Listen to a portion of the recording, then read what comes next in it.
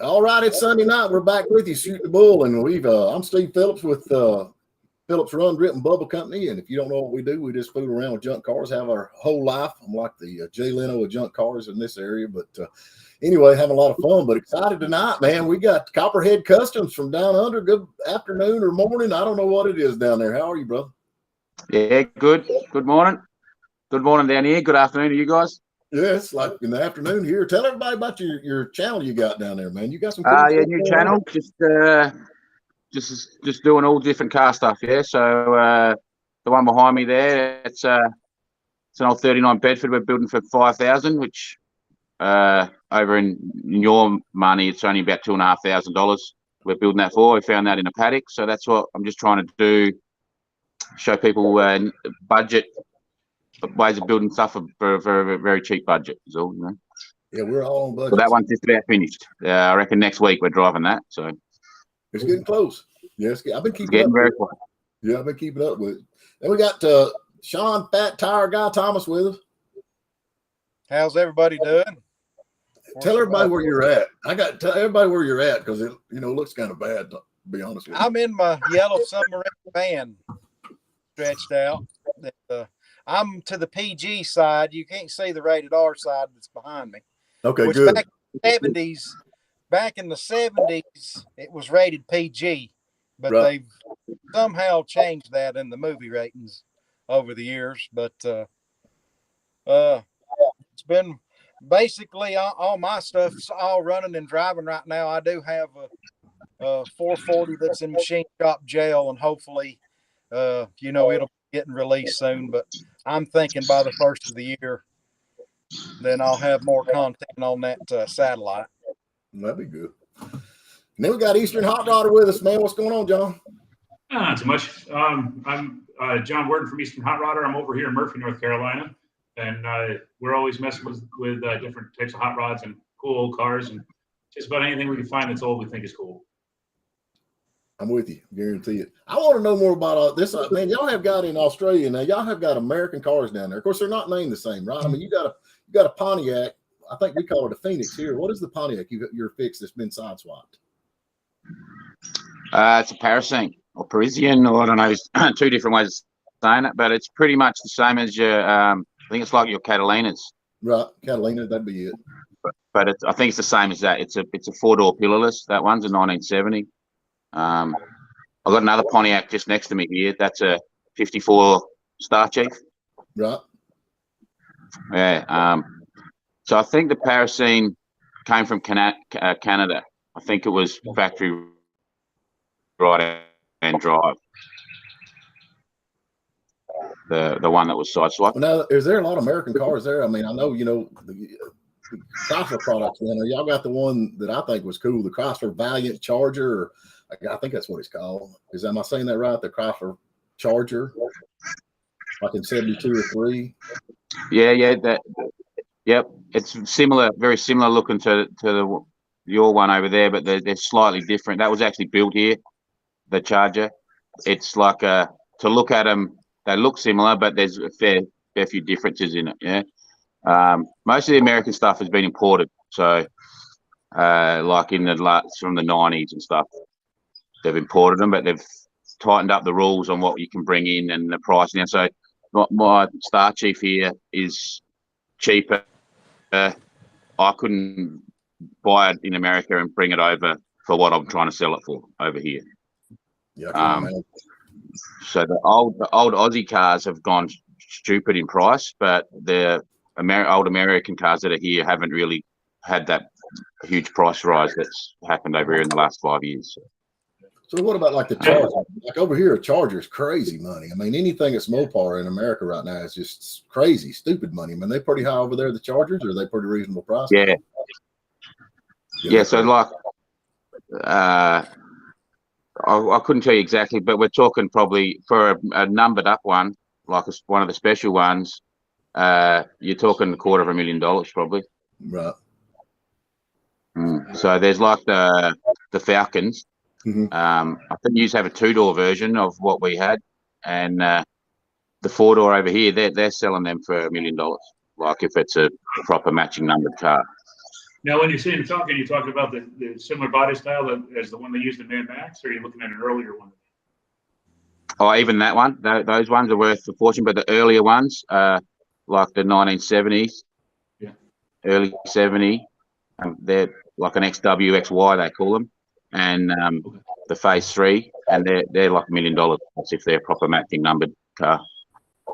Wow, no kidding. But those ones that are in Mad Max, they're worth an absolute fortune. My mate, when I was 18, had one. He had one of them, and I went and bought this Holden, and yeah, his car's probably worth 150,000. So I reckon I picked the wrong boat on that one. Now, I know Willie sent a lot of cars your way. Now, I noticed there's a different roof line in some of the Willie's coupes that you guys have compared to the ones that we have stateside. I think you guys have a 5-window version of it. I have a 41 Willie's gasser that I built, and when I went to the Willie's registry, I found a bunch of pictures from ones that were Australian built. They had just a completely different roof line to them. Are they as popular down there as they are up here? There's not a real lot. They are, the hot rod scene's a little bit different over here. Like, they're very stringent on the rules of those older cars, of what you can and can't do with them. So there's not a real lot of them. No. But I don't think down there, I think they've got like you can't have it a certain width of a wheel. You can't have like a wide wheel on the back of your car. You can or you can't, are you saying? You can't have like wide wheels. No, they measured the track, so you've got to be within. I think it's like, don't quote me, but I think it's like 1 inch. So your center to center of your rear wheels have to be within 1 inch of the center to center of your fronts. So if you start putting fats on the back and skinnies on the front, it blows that out. So yeah. They're real strict on what you can and can't do. So is that for on the I'm doing a 32 Ford as well. Pardon? The wheel for running, if you're running a hot rod on the street, is that where you're saying they won't let you run it on the street with wide tires on the back also? Well, you wouldn't be able to get it registered. You wouldn't register. So yeah, you wouldn't be able to get it like legal to drive on the road. Yeah.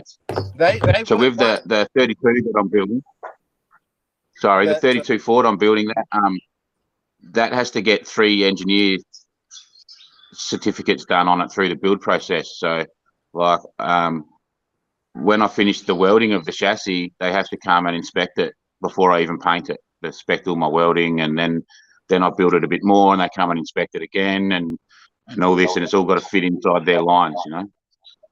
Yeah, that's a lot of restrictions, man. I don't understand. I would be out over there, fat tire guy, to see everything. It's like earlier this spring, I went and bought a set of 15 by 14 sliders. I paid big money for them. They're real hard to find. The Mopars, they're mint. They've never been filled, so never been drag raced or anything. 15 by 14, 5 on 4.5. Your Mopar, small Mopar, which Ford shares that pattern. But I'm all them up with wide, fat tires, the way that they run them in 70s. That's the way I love them. They're calling it day 2 now. So tell us, man, about this build you're doing. What is this? I mean, what kind of running gears and is this stuff? I mean, I'm sure you're like over here, we got junkyards. Y'all got junkyards to go to. But this build that you're doing, this little truck, it's a cool looking little truck. Tell what is that exactly? So that was a 1939 Bedford, the cab. So I found that in a paddock, just the cab only. So it'd been sitting there for like 60 years. And then I've put it on what they call a Holden 1 ton, which is we call them utes. So it's probably like a little baby pickup truck for you. So maybe similar to your S10 sort of chassis, I think. So it's a Holden chassis that I've dropped it on, and it's just so that was like I found that basically out of the junkyard.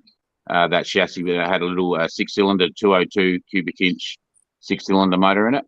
So the original plan was I was just marrying the two together and then I was just going to sell it. I just had this idea they would look good together, and so I was just going to put the cab on the chassis and sell it off and make a profit. And then as soon as I married them, I fell in love with it and said, all right, let's build this. And then just to give myself another challenge, I said, oh, well, let's build it for $5,000. So let's do it as cheap as we can. So everything, like I've done everything out of what I've got laying around the house. So basically I've used like a Suzuki Swift, little Suzuki Swift as like a bit of a donor for seats and electrical components and all that sort of stuff, so.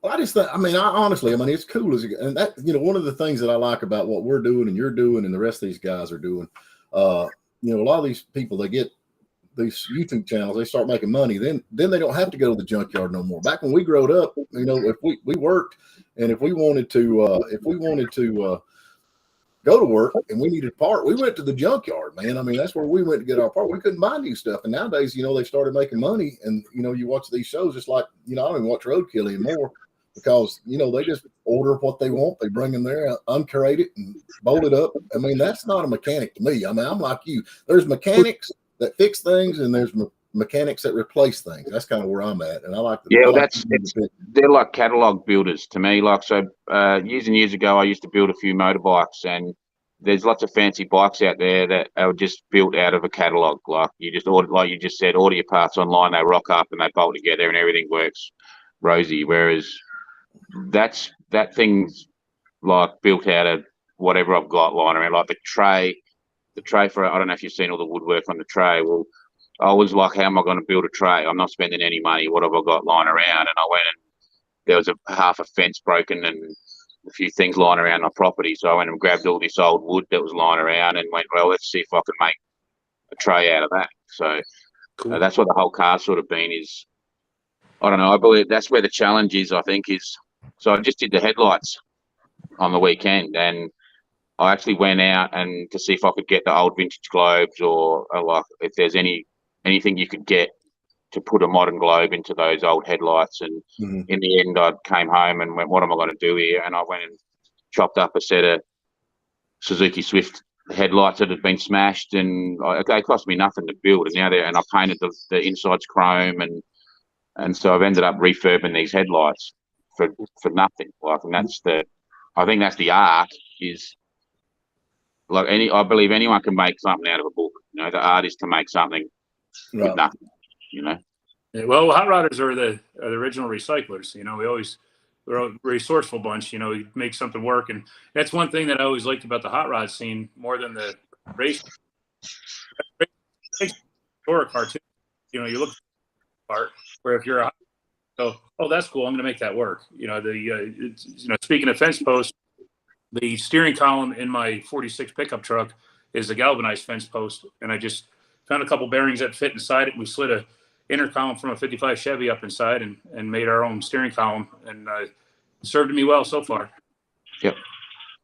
Until you have a wreck. Yeah, be good. Yeah, you might have made it over that fence post. Reckon where that fence post come from, man. What kind of motorcycles did you mess with? I used to do Harleys, yeah. Harley. A few custom. I had them from when I was. I bought a 1971 Honda 360 back in the spring. My little old Dodge Miser pickup. I went to a guy on Facebook to buy a camper top because I was wanting a camper top for that truck, and he was the cheapest one I could find around that would fit it. I got it for $75, but anyway, he was sitting there talking. And, he had the motorcycle pushed off out in the yard with the tarp over it. His dad had bought the bike brand new in 1971, still had the original title. It's only got like 6,000 miles on it, but it hadn't been run since 1988, and I kicked it over. He kept saying the bike wasn't worth nothing. The bike nothing worth nothing. I said, well, what would you take for it? And he, I don't know. It ain't worth nothing. So I offered him $250, and I loaded it up in the truck. I had laid it down in the bed since I'd got the camper top. I couldn't stand it up, but it had them crash bars on it that his dad had put from J.C. Whitney back in the 70s. So it laid over and it didn't hurt the paint on the bike and everything. I hadn't done anything to it to see if I could get it to run yet or not, but it's not froze up. I'll probably, after I get that satellite going and everything, I'll look at that bike and see if I can't get it to run. Cool. Well, we can't afford Harleys now. You got to be a doctor or lawyer in America to ride a Harley. I'm telling you, used to be old Roughnecks, but now, man, they're like crazy priced, ain't they? Oh, that's what they call the rubs, the bitch urban bikers. Well, I love to ride motorcycles, but I'm so scared to death of some old lady running over me, because I mean, I'm good. I'm a good motorcycle rider. I rode them since I've been in diapers. But like I said, you got somebody in a little Oldsmobile and she can't even see over the steering wheel. Next thing you know, you run over. That's scary, man. Yeah. Still ride? Y'all ride? Any of y'all ride? I don't. My dad his foot was cut off in a motorcycle accident back when I was a little kid, and they sewed it back on, and he had so many complications from that. And the only time I rode a Harley, it wasn't even running. We were taking it off a ramp. We loaded on the back of my dad, bought a 48 flathead. It was a museum restoration. And he decided to sell it. And we wheeled it up in the back of our delivery truck and then up into the back of his 1-ton truck. And we're reversing that process down off the truck. And I started to roll it down the ramp and it hung up on the frame because the bike sat pretty low. So I had to kind of saw it back and forth. And when I did that, it shifted over a little bit, started to tip. So I went to put my foot down and I put it into nothing. And went for a second time. The third time I caught something nice and solid, but it was a running board of the bike. And I was just as my dad was reaching for the handle. And when I put my weight on that footboard, it just flipped the bike right over on top of me. And the only thing that kept that entire bike from coming down on top of me was the head of the bolt on the license plate caught the edge of the ramp. And I said, man, if I can't even coast one of these things off a ramp, no use being on top of them. No, don't do that. I'm with you. Yep, I'm with you.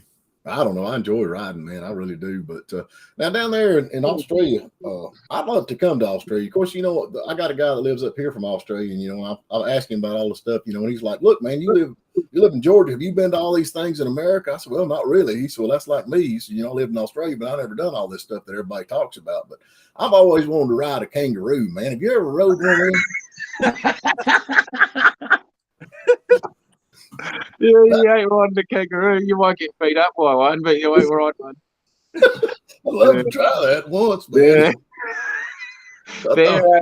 You'll see them in the videos. They if I went looking, I'd find one now. They're around my yard normally. The wife hates them, so I'm trying to keep them out. But yeah, we have them here. They'll probably, if I wait for a walk down there, I'll find one.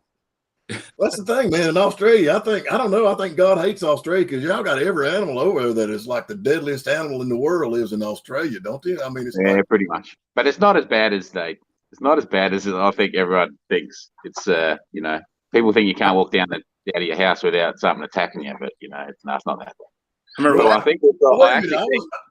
I was watching a video the other day of you, and then all of a sudden it paused, and you come back and says, "Well, we was trying to find a snake up under the house." Yeah.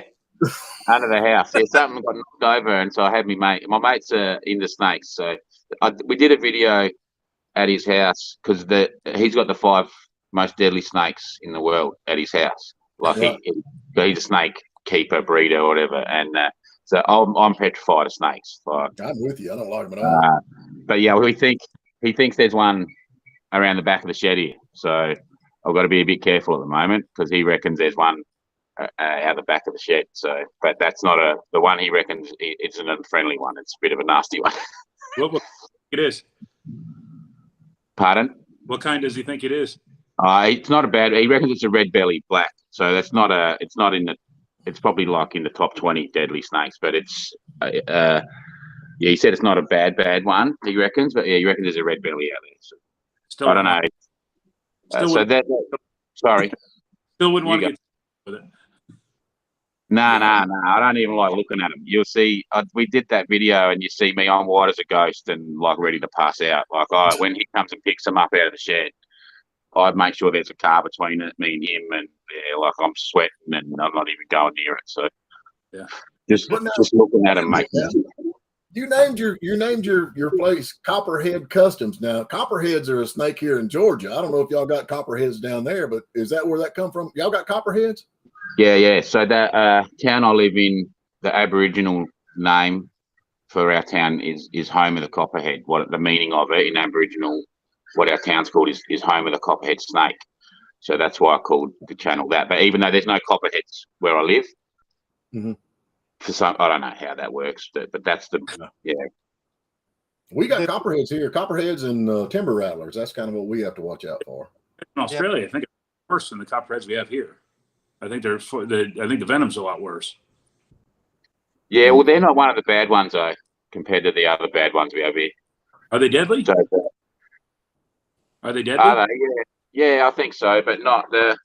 It's the browns, the eastern browns and the taipans and stuff. They're the bad. Well, they're aggressive as well. Like they'll chase you.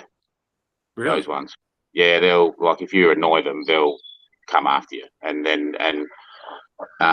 So where I am, pretty much if one of those deadly 5-foot deadly ones get me, like the taipan or the brown gets me, I probably won't make it to hospital.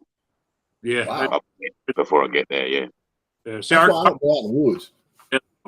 Most people don't. They get bit, it hurts, and it makes for a bad week, but it doesn't kill them. No. There's the one that we have here that he's seen some skins around the place of an eastern brown. He reckons I'd be lucky to make it to hospital if one of them bit me. Good Lord. Isn't it? From where we live, because we live out in the country, so the closest town's probably 45 odd minutes or something. So he said, it'd be borderline. If they got one of it, bit the dog would be dead within 5 minutes probably. Wow. Wow. Now, timber rattlers, I think, everybody talks about the diamondback rattlesnake, but I think the timber rattler is actually more deadly than the diamondback. Now, I just think that's just my opinion because I live around them. But there was a guy that come through that was a snake handler, and he decided he's going to go up. And this is back when I was a kid. He went up on the mountain to get him not here, but the other mountain. He got bit by one. He didn't make it. It killed him, and he's been handling snakes his whole life. So I don't know. That's something I don't want to fool with. Rattlesnakes are our most venomous one we have in our country. Yeah. Now, do y'all have a lot of junkyards where you're at down there? I mean, is that something they're allowed to have junkyards? They did, but they're dying. They're disappearing real fast. So, pretty much anything that's old, like I said the other week, I put that anything that's got a chrome bumper bar has gone crazy in price here, and no one's we won't sell parts. So just a rusted out shell, they were asking $5,000 to $10,000 for it, for just an absolute something that you wouldn't even try to restore. Pretty much, they're that bad, and the people are grabbing them and trying to restore them. They've gone absolutely stupid on anything with a chrome bumper. So the junkyards have kind of stopped because no one. They all put that stuff away now, and hold on to it. So they have a wrecking yards for the more modern cars, but even they're getting harder because the Arabs have come in and have sort of taken over that industry, and they either just buy the cars and send them over to Saudi Arabia or whatever, or they're even selling the wrecks over there, and then they're not actually. So they'll put a car in their wrecking yard, they'll rip the running gear out of it. They probably pretty much chop it through the windscreen, and they load them into containers and send them overseas, and then they just crush everything. So so when I was doing I used to get Suzuki Swifts that were being smashed and fix them up. And so I'd just go buy my own from the auctions. I'd buy my own smashed cars for parts instead of, so. Well, they're down here too, man. They're trying to push them out. They just think, people buy houses and build subdivisions next to junkyards, and then they want rid of the junkyards. So they start zoning out that. And even drag race. We had a drag strip down here in Commerce. It's been there for years, and it's gone now. It's gone. It's actually, they're building electric batteries for cars, I think. Ain't that what they're doing down there, Sean, building batteries? That's a sore subject on me. That's very sore. Well, I mean, they're trying to get. Of course, we're lucky. We got a couple of junkyards. What they actually did is they got that plant built, and they took Georgia taxpayers' dollars to build that plant, and it's for the SK Corporation. And what people don't realize, SK stands for South Korea. Like I say, that the way that I honestly feel about it, when a country owns a company for profit, then I feel like they're communist, and the South Koreans are not supposed to be communist, but I feel like they are. But the technology. They didn't come up with the technology. Their technology to build that electric vehicle battery was stolen from the LG Corporation. And then our wonderful president that we got, they've got it. I can't remember what the court is. I read all this. I ain't coming up with just making this stuff up. But anyway, there's a world court that they have for when somebody steals a patent, whenever they do a worldwide patent. And they try to, whenever they're going to have a argument about something, they try to have it on a fair ground. Because obviously, if you're going to fight someone in a country that stole your technology, you're not going to get a fair trial. Right. So that world court comes together to try to make it a fair playing field and give, fair verdicts. And they stopped that. They stopped that plant from being built down there. Whenever they found out the information and they had the world court. And whenever Trump was in there, he stopped it because it was stolen technology that they was going to be building down there. And then you're way over my head, but I can tell you something about justice. Just us stands for just us, the judge, and just us, the lawyers. And that's it. Just exactly. us. Well, there's only hit with everybody else. Just us. That's what it is. 2 presidents in American history that overruled that court. Right. That's President Biden and President Obama. In 2 cases where the technology was stolen, and whenever that world court ruled in favor of the people that they stole it from, and it was supposed to stop the production. Well, Obama did it with the cell phone battery technology that was stolen. And then Biden did it with this electric vehicle batteries that was stolen. Yeah. And, let's buy the place and open up the junkyard. That's what I say. Yeah. I reckon now, John. The worst was that track was owned by the NHRA. Yes, exactly. So the NHRA shot themselves in the foot by selling their own track. And that's not the only track they did that with. They recently closed another one too. It's like they're trying to make themselves go out of business. Well, what it is you've got a bunch of greedy individuals there that just wants to take the money. They try to take it and allocate it at other places, but you got so many people with their hands in the cookie jar there, so when they get a chance to refill it with cookies, that's what they do. Then they can all start sticking their hand there and getting them again. How do I get my hand in the cookie jar? I've never been able to get my hand in the cookie jar. Yeah. Well, I've got my turn. Pick me, man. I'm all about it. Now, John, you just bought you a big fancy car, man. He's got a car that he drug in, sent me pictures of. You gonna talk about that, or is that top secret James Bond kind of stuff? Well, I have some footage. I got to get the video together to get that up on YouTube. But I've been looking for a car. All my cool stuff has 2 seats right now. So I got the 41 Willys gasser, and my little 46 Chevy shop truck is down, waiting for the engine to come back to the machine shop, so I can get that back together and get that going again. So I'm down to, like, if I got to go to a car show, 7 miles to the gallon on high test with that gasser is a tough thing to do. So I wanted to get something that's a little better on fuel and something I could fit the family in. And also something my wife likes. So that's a lot to fill because my wife's pretty picky on likes. So I found a 1963 Ford Thunderbird that's been stored in a basement garage for about, the family owned it for about 29 years, and it had moved in at least half of a decade. I'm probably 300 feet from my garage where the car is, and I can still smell the bad gas. I don't know if it's on me or if it's still wafting up from my garage. Worst smell ever, man. Dead gas. I hate the smell of dead gas. Yeah, man. So the brakes and the fuel system. Nice little red 63 T-Bird. It's car's pretty much all original. Left to my own devices, it's not going to stay original, because that's what I like to do. So you're gonna tear it off. It's a good looking car, man. I'm gonna get it running like. And, I'm always building hot rods, but I never built a custom. So this one it's kind of factory built custom the way it is. So I'm kind of itching to try a custom out instead of just a hot rod like I usually do. Yeah, I like them. I guarantee it. Let me ask you something, man. Down under, as far as your process of parts, are they comparable to America? I mean, I don't know what the ratio is. I mean, like I mean, is the car parts down there like you order new parts from the parts place? Is it about the same as what we're doing? I mean, I don't even know what we're paying right now. I don't never buy nothing new much, but Everything's dear. Everything's it's prices have gone through the roof. It's borderline ridiculous, pretty much. Yeah, it must be must really drive the cost of anything coming from the United States to you guys. Must be pretty tough to swallow, huh?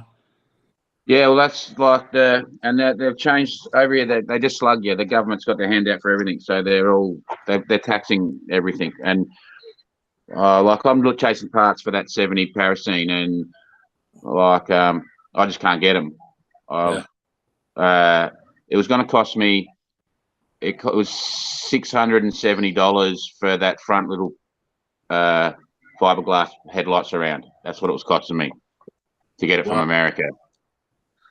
By the time I converted in the taxes, and then it ended up being a scam, and I lost me dough on it. But anyway, so that's the other thing is now there's that many scammers on all these parts sites. It's near on impossible to know if you're like, especially if I'm trying to buy something from America. I've nearly given up because every second person's a scammer. No kidding. yeah, I get tired of that, man. I really do. It's crazy. I know exactly what you're talking about, and they got it figured out too. Yeah, although one of them. His shipping was too cheap, and that's the only reason. That's the only thing that sparked me. And then I'm like, that's too cheap. And then I started like digging in, and I ended up working. I went in through like a back door of his account and seen he was from Cameroon. Yeah. Like, Man, I go down. I was watching that video there where you're working on that car. I go down there. Nuts. I bet Nuts probably got one of them old cars sitting down there somewhere. I'll go down there and see. He ain't no telling. He might. He's one of the few yards around that still has a lot of old stuff. Well, it's thinning down, man. It's thinning down. What model is that Pontiac? 1970. 70. Yes, I think the Catalina and the Bonneville are the same fronts. Yeah, they're right. 70 only though. Was that a 1 year only? Yep. And it's a bit of an oddball looking front end, but a little different than the American ones. They're Canadian built. I used to see quite a bit of those when I lived up in upstate New York because a lot of those would trickle over the border from Canada. But they're a little different trim package on them. Little fancier, I think. Is yours missing, or this piece is busted and missing? So yeah, that whole front, well, the front bumperette, the side of the bumper was stoved in. I've sort of shaped it a bit, but the fiberglass piece, I've got like a jigsaw puzzle of all 1,000 pieces, but I don't know if it's all there or not. So that's worst case. I'll try to glue it all and then fiberglass it and bog it and make something up. But I just started following your channel a little while ago, and of course I watched the video of where you was making your throttle and everything on your truck, and I hadn't watched and hadn't seen the Pontiac that you're talking about yet. I don't know if you've got videos of it out or there's two of the earlier ones because I tore the ligament in my elbow, so yeah, I wasn't not really up to doing a full body work. So I did half the side. So that front guard, like I've sort of given that, got some shape back into that. It was crushed up pretty good. Like it was a throwaway guard, but I've nearly got it. I probably needs another go over with dolly work, and then it's going to have a bit of mud in that guard though. But my body's not up to doing a full paint job and sand down and body work on that car. So I just parked it up for a while and I'll do other stuff. That's my problem. I'll get a project and then I'll get something else I like better. I think, dang, I'm gonna fix this. And then I'll find something else. I'm gonna fix this now. Then you end up with 10 of them. So I've actually stopped myself at the moment. I don't go on the for sale sites. I've just like, nah, I'm not allowed to go on there because I'll see something straight away and I'm like, oh, let's go get that. So yeah. Well, see, my problem is I'm not allowed to buy until I sell something now. My father, my daddy, Morris Phillips, he's collected cars since the 40s, I guess, or 50s. So I've got a stock of cars up here on the hill that my dad's had forever. I mean, cool stuff like 57 Plymouth Furies and 56 Furies and 28A model. We pulled a 37 Ford out of the garage the other day. I did a video. I've seen that. I was drooling over that one. He's had that car for years, and it sat in the garage. He had this guy painted it, and the guy got burnt out and moved off, and took it in a million pieces. Boy, Daddy was upset, so he put it in the garage, and that's where it sat. I've been married 34, 35 years. It's been there as long as I can remember. Wow. And Mama's like, she's got a brand new car, and she ain't got nowhere to put it. She's like, I don't want my spot back, so we moved it up here on one of our places. You know, Stephen, you've been married for 36 years, I think. Oh, is that what it is? Yeah. Mine, 36 years then. yeah. In case your wife watches your channel, you better. But it only feels 34. There you go. Now you're talking. Yeah, now you're talking. But then I actually, as far as what I do for a living, I own a sanitation service. So, and I'm always out at somebody's house. And we're kind of a retirement community here. And they get old, and then they have to move back to Florida, wherever they're from, because they got no family here. And sometimes I come across some cool cars, and they're like, well, I need to get rid of this because we can't take it back. I bought a 76 Lincoln Continental Mark, I guess it'd be 5. I guess 76 out of lot Mark 5, I guess it is. I think it is. Yeah, Mark 5 or Mark 6. Bought one of them for about nothing. I bought one of y'all's little cars. The best car ever come from Australia, the Mercury Capri. I've got a Mercury Capri, 93 Mercury Capri. What do they call that down there in Australia? The little convertible, 2-door little convertible. Was it Mercure or something like that? No, it's a Mercury. I don't know what they call it down there. Mercury was a good. What year? Rear wheel It's a drive. 93. 93 was in. The little Ford. That's just a Ford convertible, I think. A Ford Capri. Capri. Yeah. 93. Little two-door. Yeah, they're not worth much here if you can find them. They had a pretty bad rep. I don't know what it was. They had a bad rep down here. Yeah, Those cars. good cars. Yeah, they ain't worth much up here either. That's why I own one. Yeah, that's why I own one. I tried to sell it, but nobody wanted it, so I just kept it. So it's a nice little car, though. Bite on it? Do what? Did you not even get a bite? Like somebody wanting to trade you 4 bald tires for it or something? Pretty like much, yeah. But the car ain't got about 120,000 miles. I'm not kidding. It's like brand new. So I thought, what the heck? I'll put it up. One day, my great grandchildren will get some money out of it. Maybe $500 or something. You know how that goes. But I just come across these cars, and I'm like, I can't pass that up. I've got to have that. I got to buy it. So I just keep dragging them in. Heck, you've got 3 cars down at my business. Yeah, I know. I had one the other day. I forgot I had it there. Yeah. That's the way it goes, ain't it? No, we don't care. We don't care at all. And y'all, of course, now do you get out and look for junk cars? I've got to where okay, it used to be Craigslist is where you go look for cars. Now it's Facebook Marketplace, but now they figured out how to screw that up. Yep. eBay is completely crazy trying to locate stuff on eBay. I mean, and now Facebook Marketplace is getting, when you want to look for a Plymouth, it'll show you 3 or 4, and then you get Pontiacs and Fords and all. Is that the way it is? I mean, y'all having the same problem I am with that? Yeah, and the scammers are getting on there now. Yeah, they got to be a way to do something about that. Facebook search engine, they don't have a hot rod guy or a car guy on there, so they don't know what the heck they're putting in. Their algorithm's all screwy because I'll put in like Corvair or Nova, and then I'll get 16 different things before I see a single Corvair or Nova. Yeah, I'm just like you. I can't stand that. Yeah. Well, that's why I quit going on Craigslist, because it's the same way with Craigslist. Of course, there ain't nothing on Craigslist now. I think everybody went to Facebook Marketplace or something. Yeah, well, whenever they started charging the list on Craigslist, that killed that. Yeah, it did. Real quick. Mm-hmm. I don't know of any other search engines to go to. Me neither. There's a few, but I haven't had luck with any other ones. They're broken. Are you going to Bowling Green this weekend? I'm going. What's in Bowling Green? That Mopar at the drag strip. Oh, really? It's a big, and it's going to be pretty big. I'm going for the swap meet and everything. I don't know what Mopar I'm going to drive. I'm either going to take the van or I'm going to take my little Miser truck, one of the two. Yeah. Well, that's why I'm having a good old swap meet, man. I think online stuff killed that. There was something great about going to a big swap meet because that's where you find things you didn't know you needed. Mm-hmm. Yeah. Carlisle has a swap meet in the spring up there, which it's not, it's just any make, any model swap meet. And it's unreal. That from what they're saying, it's like 3 days, but there's no way you can go through it in 3 days. It's so big.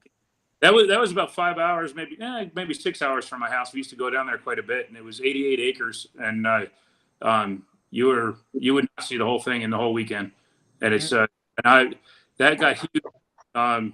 They sold out and it got restructured a little bit. And I've heard mixed things about it, that it's kind of shrinking a little bit, but I think it's probably back up again. I mean, it's like the biggest swap meet I've ever been to. Yeah, I think the internet is hurting, because a lot of people are trying to sell their stuff on the internet now instead of swap meets. A lot of these swap meet places have got to where they charge you $100 to set up and sell. Yeah. And so that's another thing too is, how about down in Australia? What's your average car show to get in the entry to, like, just a regular go sit behind your car in a hot parking lot, wait for them to hand out trophies so you can go home type car show? They used to be $10 down. Now they're starting to hit up to 20, and I don't think that's worth the money. Nah, they're only cheap here. That is something cheap. Some of them, they're either free or they're $5 or $10 at the most. Yeah. See, $5 or $10 that's nothing. That's a good donation. But 20 starts to push it, especially when you get high gas. It's like, well, you're putting the show on. That's like when I was racing. So dirt late models. Yeah. So we'd have them over here, and I used to race them, and they're charging you to get in, and they're charging you a nomination fee to come in, and it's like, man, I'm putting the show on, and you're charging me $300 to rock up. Like, and you should be paying me, not me paying you. Like, yeah. It's I'd rather I've hosted a bunch of shows, and I always try to keep my admission down real low. Try to keep it around that $10 mark, and because I'd rather have 100 cars at $10 than 50 cars at 20, because the car count is what makes a car show. The more cars you got on, the better off it is. But it's gotten to the point now where if someone's charging $20 for a car show, unless it's for a real good cause, I'm going to stay home. Yeah. Now you said circle track. I'm with you on circle track. We got all these hot rod guys here. They like that 12-second quarter-mile crap. I'm circle track. Yeah, well, we used to do 11 seconds on 3 wheels in a circle. Well, let me tell you, you should get more time in the seat, man. You know what I'm saying? I mean, the dirt tracker guys are a lot better fabricators than, because I'll tell people when they start talking about my mechanic ability, I'm one of them. What you was talking about a while ago, I'm more of a parts changer. I have took some stuff and took it apart and fixed it, of course, but a lot of these grassroots dirt track racers and everything, they have to fix the junk. When they get into the wall, they can't just go buy another car. They have to fix what they've got, and they learn how to do that, And I never did race. I've always I've always liked it, and I don't go to that dirt track racing that much, because when I start hearing them engines, it starts giving you a fever, and whenever you ain't got the financial backing to do it, it's just it could be a bad thing. Well, I'm gonna tell you, if we could get somebody to make a perfume that smelled like racing fuel, divorces would go down 80%. Oh yeah. we I don't know what I used to run methanol in my race cars, and then there's a little additive you put in, and it smells like cherry. So you put that in your methanol, and it's to help lube you, because methanol dries your internals out. So it's to help lube the internals, but it's scented. So yeah, it is. Whenever I smell that, I get so nice.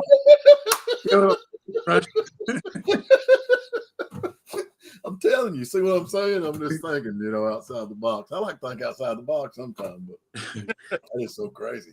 But yeah, I'd rather go to. I always like the enduro, or the cars where you just knock the windows out, put a roll bar and go late model, and all that's good. But I love the old granny cars out there going around beating fenders, man. I think that's the best racing there is. And y'all like drag racing. I mean, y'all spend thousands of dollars to go, 13, 15 seconds? I'm thinking, man, that's a waste. We get to do that over and over again and come home with a car just as nice and clean as it was when we left the house. Just tired of dirt track guys, if their car comes home looking just as good as it did when they left the house, and then something broke before they got on the track. That's exactly. Because generally the first. So what I used to do is, whenever I'd come out with a new car, like a new body on the car or whatever, it'll stick it up, and I'd drive it like a Nancy, because I wouldn't want to get it scratched. So in the end, what I'd do is I'd finish the car and I'd get all the photos taken. I'd just go and give it a big boot and put a dent in it, and then go, right, yeah, now let's go race this freaking thing because we're ready. We don't want to. We can hurt it now. It doesn't matter. Yeah, The pro- I'm with you on that. And another thing, a dirt track, you get more fights at a dirt track than you do a drag race. Yes. I'm telling you. Yeah, you get a whole lot more fist fights. Dirt track, Yeah, you're gonna. well, the saying at Tri-County Raceway, that's over here in Clay County, North Carolina, anyway, or is it in Clay County or is it? Yeah, I think, yeah. But Yeah. anyway, the dirt track racers always had a saying, you know, Derek Bradshaw and all that says, you go over there to fight and a race will break out. They're very strict over here. Yeah, if you swear it's another competitor, they put you on a ban. So yeah, there's no fighting over here. You know. Wow. Yeah. That's why I don't go to the dirt track just to see the fights. Yeah. I don't blame them, man. I've seen bigger fights over the little cheapest race cars, the Pinto, Ford Pintos. They had a Ford Pinto class and the little Mustang 4-cylinder class. And I've seen way bigger fights over a $50 car than you would if somebody just tore up a $60,000 late model or ever how much a late model costs. It could be 160. I don't really know, but I'd see bigger fights over them little bitty cheap Pintos that was a piece of crap when they got out there anyway. But I think it's the red factor. yeah, The cheaper it is, redneck is in it, and the more redneck there is in it, there's more of a chance of a fight. Easy on us rednecks now. I'm gonna tell you right now, the dirt track, that pony class with them Pintos, there is no Pintos left in this part of the country. They're gone. They raced every one of them, man. I mean, I'm not kidding you. They had that one guy, he had that 2300 Pinto, and I always made fun of that thing because every time back when we would try to go somewhere and the Pintos is on the road, you get in a hurry, you always get behind a darn Pinto. You know, they wouldn't run about 35 mile an hour up the hill. You know? But he turned 9,000 RPMs in that little 2300 Pinto around that track, and I just blowed and it stayed together, man. That's crazy. I caught one time, and boy, that's a story I'll have to tell you one of these days. Yeah. Cut it off with the front suspension for an Anglia I was building, and the kid that sold it to me wasn't the kid that owned it. Well, he made 100% profit, man. I'm telling you, he did all right. that was the old school way of scamming, wasn't it? Yeah. I was sitting in the backyard, and he wanted it out of there, and his the kid's brother-in-law is the one that owned it, and it was an abandoned drag car project. So I went down to get the thing. He sold to me. The kid was hothead, and he sold to me for $20 so he'd go get a bag of weed. And I went and looked at it, and it wasn't exactly what I wanted. It was a power rack and pinion. I wanted a manual, so I chased the kid down for about a week, and he wouldn't give me back after he bought his weed with it. So I said, well, I'm going to go up and get it. And I told him, I said, I'm coming up for that Pinto. And I got up there, and that car smelled like dead cats when I saw it, and it was full of leaves and everything. And I pull in, and the father comes out, and he says, you here for the Pinto? I said, yeah. He says, good. And back the trailer around the corner, and there's the Pinto pulled out of the weeds, washed. There's a box of parts, all the leaves were out of it. Tires were pumped up. The thing looked great. Rough-free car came out of Arizona. So I winched it up on the trailer, and the father says, what are you going to do with it? So I'm going to flip it up on the side.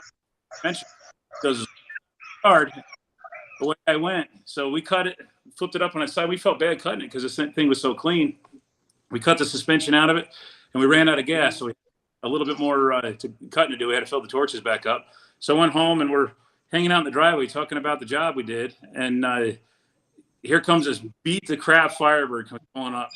You see my brother-in-law? I said, no, I've been chasing him down all week. I said, he wouldn't give me money back. So I got the Pinto. He said, you got my Pinto? I said, it's my Pinto. I paid for it. He goes, where is it? I said, it's up in the junkyard. The front suspension out of it. The kid freaked out. He goes, that son of a bitch. He said, he helped 3 hours with dead animals and everything out of that to get ready for my buddy. He goes, I dragged that all the way from Arizona to upstate New York to fix it. He goes, and that guy sold it for $20. He goes, man, I had it sold to my buddy for $2,000. Oh, wow. I'd be welding it back together and calling that guy. That's Yeah. Let me ask something now. What do you do? Like we're in Georgia, this area we're at. The rust it can be super bad, but it's not like up north. How's the rust in Australia? Y'all cars get pretty rusty, or they stay pretty good? It all depends. If you're near the coast, they rust up bad. Right. Okay. But Well, I'm inland a bit. Arizona, out in Arizona, man, there's no rust in Arizona, but the insides are baked out of them from the heat. But there's no rust in Arizona. Yeah. Yeah. No. Also, where I am in Queensland, it's very humid, so there's a little bit. But like, if you live on the coast, the cars are rusty down there.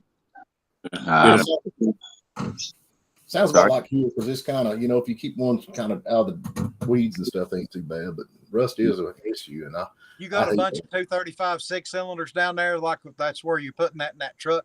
Do you have a few of them engines? Is that why you went with that engine in that truck? the 202 that's in it, yeah, that was what was in the chassis. That's what come out on that chassis. So it's called a HQ Holden, and that motor chassis combo I bought together. They were runners. So those 235s I've got, like they've been sitting in paddocks for God knows. So they're going to need to be refreshed, and it will cost me more to refresh them than to pick up one of these 202s. So Yeah. Is that the 202? Are they the same 35 or different? they're basically identical to the 235. These, so just a little bit smaller. It's just like a Holden equivalent of one. Okay. the Holden's make some cool cars. Now, is Holden still in business or is it out of business? Nah, they're out now. A few years ago they stopped.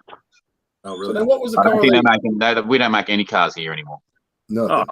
That's a shame. Nothing. It's ridiculous. Yeah. So the Bedford's like the British Chevy.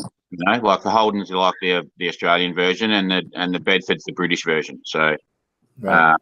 they all they're all very similar, Yeah. in design. Like, so my front end is very similar to a Chevy front end. It looks good. Yeah. Yeah. Everything you have over there has to be right-hand drive. Is that correct? Or is there a year cutoff where you're allowed to still have left-hand drive? No, you can have left hand. My Star Chief's left hand drive. So it has to be 30 years old. Okay. Oh, it's rolling year. So as long as it's 30 years or older, you're clear to do that? Yeah. So the years keep changing of what you can have. Like, so I don't know what we're up to now. 97, I think. Anything older than 97, it can be left hand drive. Okay. I know one thing.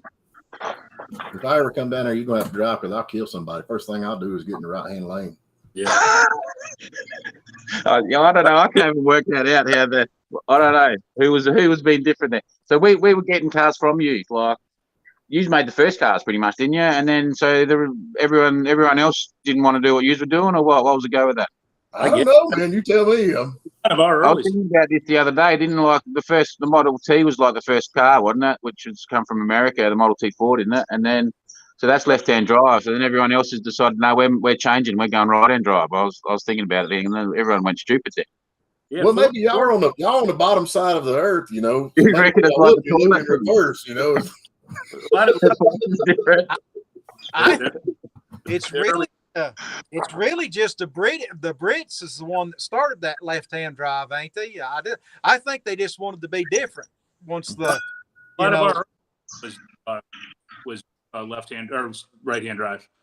Some of the the 1898 bill was tiller steer. It was centered with a tiller, and then some of the early stuff was right-hand drive. But I don't know how it's standardized or why it's standardized to that. But by the early, everything in stateside was more or less left-hand.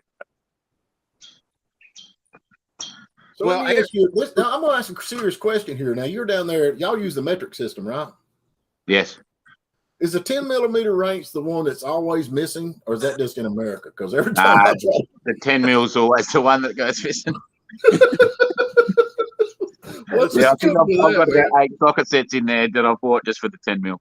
Yeah, I can't even find it, man. That's the only wrench, the 10 millimeter. It's like, where? Wrench set the other day, and I'm going, oh crap, I'm missing. It was only 11 millimeter that I was missing. I'm like, all right, I can live with that one missing. I'm with you, man. So it's all over the world. The 10 millimeter. There. Yeah, that's standard practice, I think. Yeah, that's crazy. That is so crazy how everything is. Well, listen, man, I guess we've been on here about an hour, and I don't want to waste everybody's time, and I know how y'all doing, but I appreciate you coming on. You need some parts for that stuff over there, man. I'm not a crook, and we've got a junkyard down here. I'd be more than happy to go down there and look. I don't know what shipping is for Australia. I guess it's free. Yeah, I don't know. It'd be so much appreciated if you have something. Yeah, I don't know. We'll work it out. If you find it, then I'm happy to pay for it. So I had I've got a band, or used to have a band. I ain't played this year, about quit. But anyway, I had a T-shirt and a CD, and this guy, when think he was in Italy, called me and wanting one of my T-shirts and a CD, and I thought, well, heck, I'll just send you one. He said, well, how much? I said, don't worry about it. And just to send that T-shirt over, and like $54. I sent it anyway. I told him he could have it, so I just ate it. But I sent a $1 CD and a $6 shirt. It cost me $54. The deed goes unpunished. That's right, man. I guarantee it. There's a couple of junkyards around here. The 70-year Pontiacs are still not real valuable yet, so we might be able to find you some parts pretty inexpensive. Yeah, that would be awesome. Yeah, I bet. Much appreciated. I'm gonna look at nuts. I'm thinking I seen one down there the other day. We went and done it like a junkyard crawl thing, but You ain't went to his house, have you, Stephen? Yeah, a lot more. no. No, he keeps the good stuff over at his house. Yeah, he don't let you over there. He let Sean over because Sean's He rich. lets me go over there, but you know, That's he sent me a window out of a Roadmaster one time. Mhm. It saved my. I think that part he's needing fiberglass, so I bet it don't weigh much. Probably doesn't, but the size of it is that's one piece that goes all the way across the whole nose, doesn't it? Well, that's just one No, side. it only does one side. It does. Okay. Okay. And, it's, And then there's the bumper itself as well is like a there's the center section and then there's the two sides. So yeah, it's the one side bumper and the one side fiberglass thing is the issues.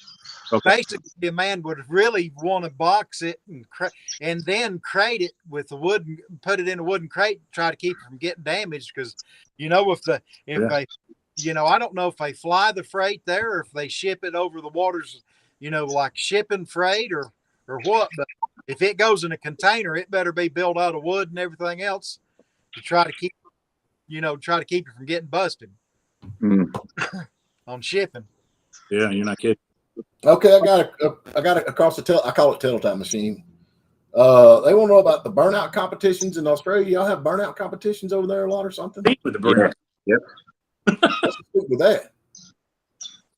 Pardon? That's a good way to waste some good tires, yes, man. Yeah, it's not my scene, but yeah, it's very big here. They go crazy in it. They're you should look that up because they're actually the people that do it are nuts. Hey man, They're just flat out like and just send the cars like and throw them in doing 100 mile an hour and just throw them in smoking the tires and yeah, they're absolutely crazy. The people doing that. The good guys. I watch that one channel. They've got that little Falcon that they call the Warbird or something like that. And they build some radical stuff over there. With them, and they build some 6-cylinder Fords too.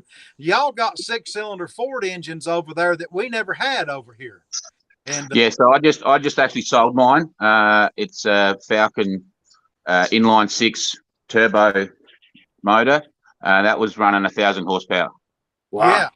Yeah, and they're not very hard to get that power out of them. Like the people are getting, I think they're hitting over 2,000 horsepower out of them now. Like, Wow. but it was nearly undrivable. So it was in a little utility. So it had a little aluminium tray that I put on it, and so it had no weight in it, and the thing was so scary to drive it. And because when the turbo came on, it was so unpredictable. And I think I did 300 miles in it or kilometers in it in about 2 years. So I just went, there's no point keeping this. We might as well sell it. So Yeah. I don't know. Now, Utes, are they still building? I guess they still got Utes over there. Utilities, y'all call them utilities or Utes, but they're still building them over there. Oh, they're big. Used to be huge. well, yeah, we're not making anything, but they're still they've actually gone up. They're still very popular here. Yeah. Just about it. Really cool. I done a video on it the other day where he took a Audi. There's a company that actually makes a conversion kit for some of you can get Audi. I think you can get the Charger and a couple more.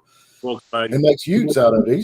He done a fantastic job. He cut that little car into nothing and put it back. It's one of the videos we got. But Johnny Aker did it. He is. That guy has got more patience than anybody I have ever seen in my life. I ain't got the patience he got, but he built that car, and it's cool looking. It really is neat. So you know the Pontiac. Well, you have the Pontiac G8. So that's over here. That's the 2-door one's called a Monaro, and the 4-door one's just the Commodore. So they do them in Utes Okay. as well. So there's one of them on my channel where I actually vinyl wrapped it, and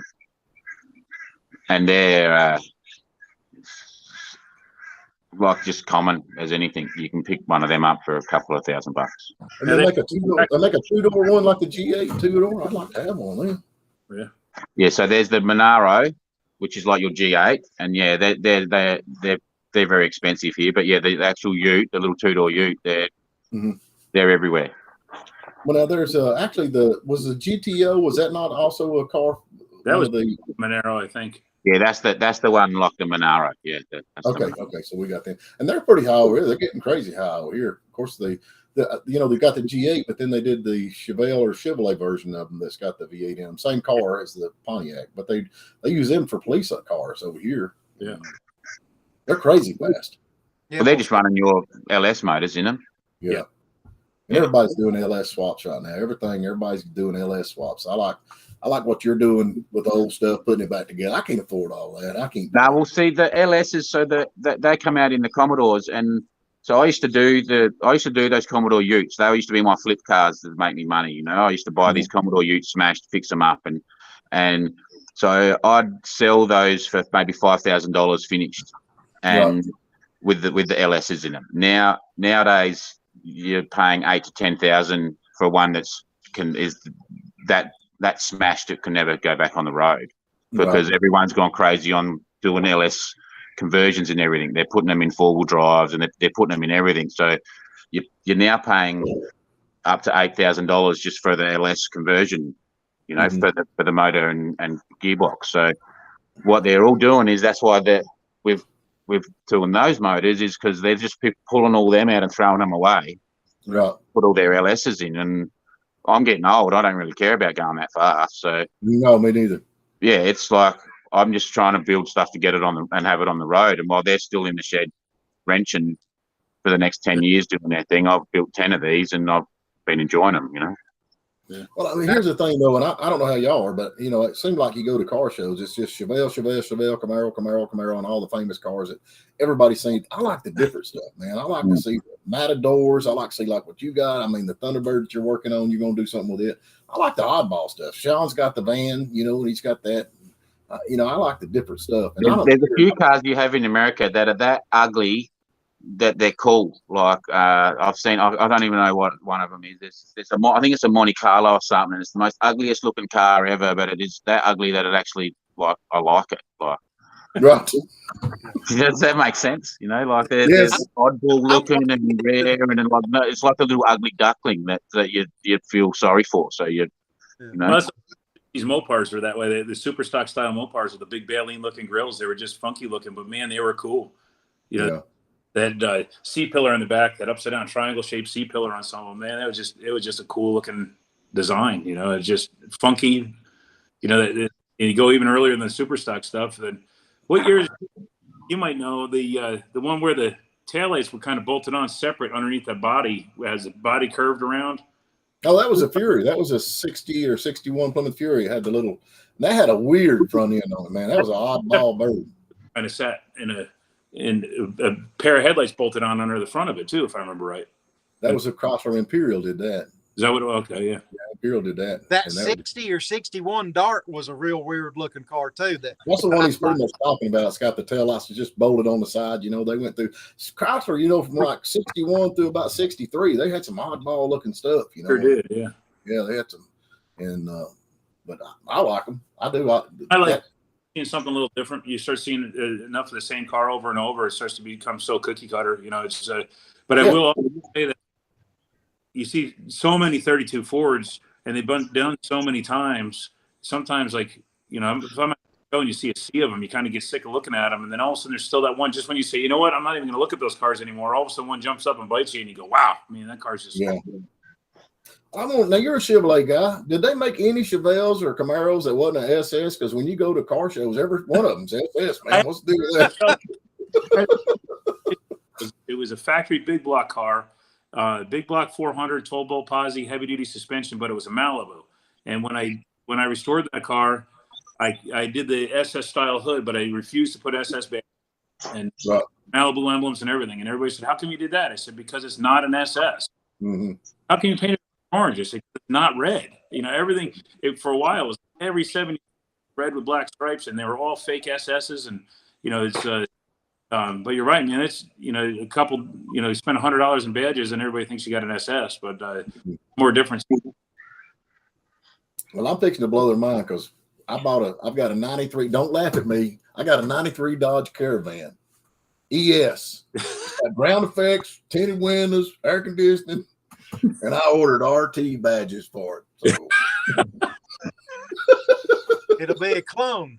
it's an RT Caravan, man. A fan, one they never made. So that's all good, man. But it seems like it's the same with cars all over the world, man. And parts now, man, are coming from China or something. I've got Fords and all that stuff, and that solenoid on a Ford that fits on the fender. You can't get one of them. I bet you I'll put one on a week, man. I mean, honestly, I bought a brand new one. I get big money for it, and a week later, it had broken too. The bottom part had come off of it, so I try to crank it. Made in China, man. I mean, where's the good parts made at? Anybody make them anymore? I'm spending more time replacing new parts than I am old crusty ones. Yeah. The old stuff works. I just want to leave it on there. I'm with you. AC my Tahoe, and it lasted a week, and I don't know what's still doing this. Plus, it's free on. Yeah. But back. Oh well, fellas, we got to get out of here. I smell fried chicken downstairs. I think my wife's cooking. I don't know if y'all smelling anything good, but I'm about ready. Of course, it's the morning to you, ain't it? You got to go to work now. What do you? I guess it's Sunday down there. No, I'm retired. I just do this. Oh, Yeah, I retired 10 years ago. Nice. I was a pipe fitter welder and worked in the mines, and then we retired, and then I got bored and started tinkering with cars. So that's the life, man. That's what we want to do right there. I guarantee you. Yep, I'm with you. So that's they're like the whole YouTube things is like it's a bit like just a hobby. It's more like I'm sort of doing like a diary for when I'll get old. I can sit back going, you did some pretty crazy stuff when you were younger, and then because I'm out here working on every day anyway on the cars, just to keep myself busy, and I thought I might as well start videoing some of this. So sure. That's why we started. I flew with this stuff all the time, and I got Mike and Tom, and I told them, I said, heck, let's just start us a channel, man. We're doing all this old crazy stuff anyway. So, and it's been going good, and it ain't like we're doing anything special. We're just doing the same thing we're doing, we just put it on videos, and I watch them, man. I got all these channels I go to, man. I keep up with all these boys here, and there's one channel that I just get sick on that. There's 2 or 3 out there where they crush the cars. Y'all see the car crushing ones? Gosh, almighty, man. They are just crushing some cool stuff, man. Just crushing one right after another. And it's just like, oh, we're just crushing them. And I mean, it's parts that you can't get no more. I'd like just jerk them off the conveyor belt and save something. You know what I'm saying? I mean, don't do that. Yeah, well, that was one of the things that hurt a lot of the used car stuff around here was in the States was when that clunker bit, and they remember they're trading in cars. I remember my buddy they were giving you a ton of money for a trade-in on a clapped out car, but the guys that could only afford to drive clapped out cars couldn't afford the payment on a new car anyway. So my buddy, he had a pickup that had like 350,000 miles, and he was driving by, seeing the cars getting traded in, and they were better than his. And he's like, man, I at least use the parts off, but they don't let you and that just killed the used parts market a long time. And then right around that same time, the yards started crushing their cars because scrap prices got high, and it's tough to find stuff now. Yeah. I wonder if anybody ever just gathered up like 10 or 15 of them cash for clunkers and said, I got 15 cars I'm going to trade in even for this new one. Yeah, right. I don't know. And then the government was guaranteeing them the money. Yeah. I don't know, but back when metal prices went up so high, and of course me with the garbage, and I kind of mess with the metal too, but when scrap prices got so high, we would go out, I'd get on the internet and I'd go buy a Ford Taurus. I don't know if y'all got Tauruses over there, but anyway, they're just a dime a dozen here. We'd go buy a Taurus that had a transmission out of or something, and they'd have first gear or something. We just drive them on the scales, get out and hand them the title, man. We just buy them. That's what we did all day long. We just go buy these cheap cars. We'd buy them for $200, and they bring $500, $600, $700 over the scales, Of course, they were Taurus. I didn't crush anything good, but there's a lot of cars went across the scales that I hate to see going, man. I mean, I really Did you crush an SHO? No, I never crushed an SHO. So anyway, fellas, we got to get out of here. I'm sure everybody's wanting to get in and do something, man. We'll get back with you, man. We'll get back on. We'll do this again, man. Keep up with what you got going on. Copperhead Customs. down there. You have to keep up with him. Watch him closely because he's got a deadly snake in his backyard. He might not be here next week. Yeah, get on a watch there while you can, because we won't be here next week. Yeah, but anyway, John, man, I appreciate y'all doing this. It's been a lot of fun. We'll do it again. Here's fun. Y'all up for it? I'm all up for it. Yeah, man, I'm up for it too. Thanks, Steve. Appreciate you guys having us on there. All right. Be good. I'll look for them parts, man. I'll look for them parts. If anybody's out there watching this, you got our email address. If you got something you can help him out with on some of this stuff down there, because give us a shout. Let us know. That work? That's good. All right. Thank Y'all take you. care. All right. Thanks, guys. All right. Yeah.